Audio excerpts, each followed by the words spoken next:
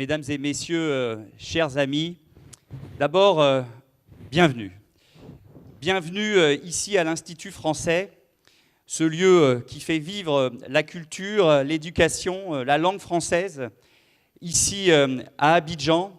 Et je voudrais vraiment remercier vous-même, monsieur l'ambassadeur, toutes les équipes de l'ambassade, les équipes de l'Institut français qui ont permis qu'aujourd'hui, nous puissions être réunis dans cette instance et dans ces conditions-là.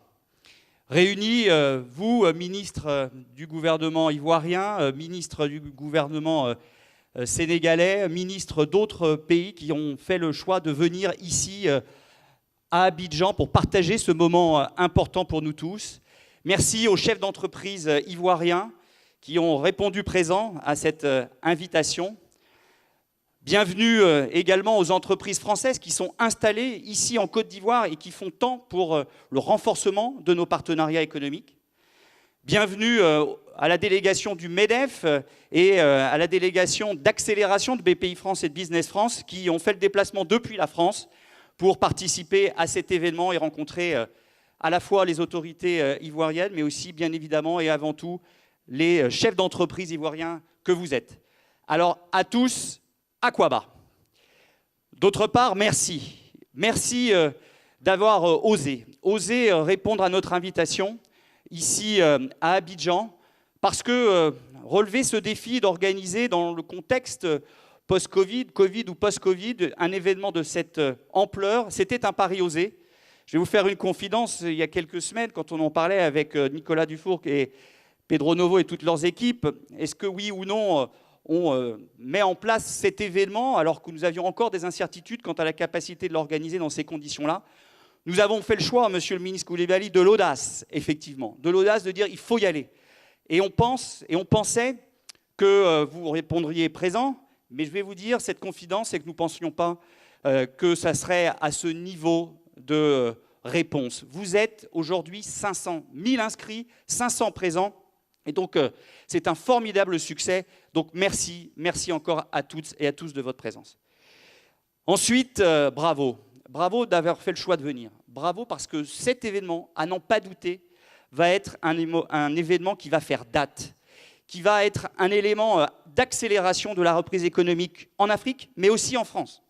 Parce que nous voulons, en France, nous déployer à l'international et tout particulièrement en Afrique pour accélérer la reprise de l'économie. Et nous sommes convaincus qu'ici, en Côte d'Ivoire, avec cet événement, il va y avoir aussi une accélération d'affaires entre les entreprises françaises et les entreprises ivoiriennes.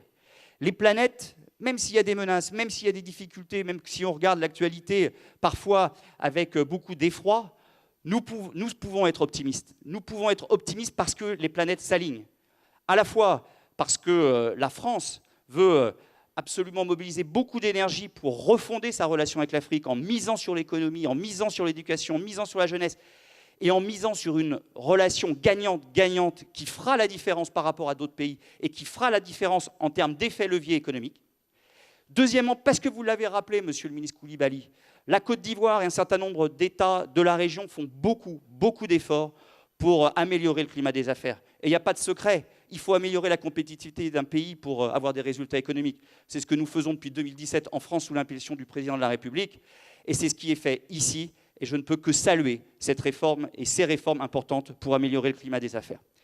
Et enfin, c'est parce qu'au plus haut niveau des bailleurs, des États, la décision a été prise de refonder aussi la gestion de la dette et du financement des économies africaines, en mettant des moyens pour que la dette soit beaucoup plus durable, beaucoup plus résiliente, et en mobilisant beaucoup de financements pour financer les infrastructures dont l'Afrique a besoin pour son économie, et en misant sur vous, en misant sur la société civile, en misant sur l'entrepreneuriat, en misant sur le secteur privé.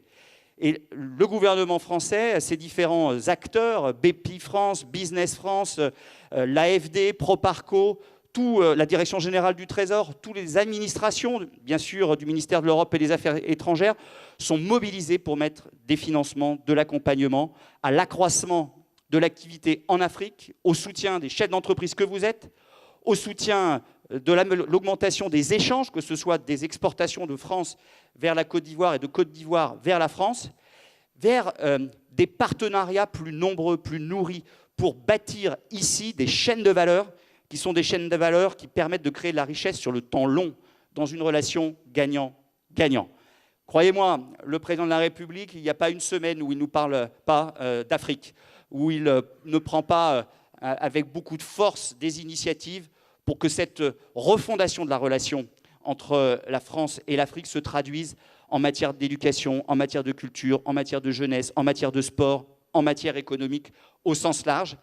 Et il y a une formidable opportunité qui s'ouvre à nous tous, c'est que la France va présider l'Union européenne au premier semestre 2022. Nous avons des choses considérables à faire ensemble au niveau européen et aussi au niveau africain. Et la France, croyez-moi, va mettre toute son énergie pour que beaucoup d'initiatives européennes accompagnent ce mouvement qui est déjà lancé.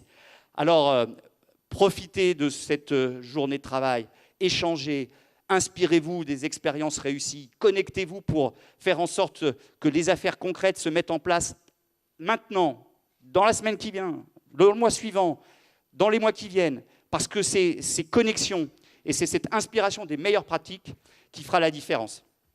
Et je vais vous dire un mot en conclusion, c'est que Ivoiriens et Français, Africains et Français, des jours exceptionnels sont donc devant nous en matière économique, en matière de relations économiques, en matière de relations amicales, parce qu'on est ensemble.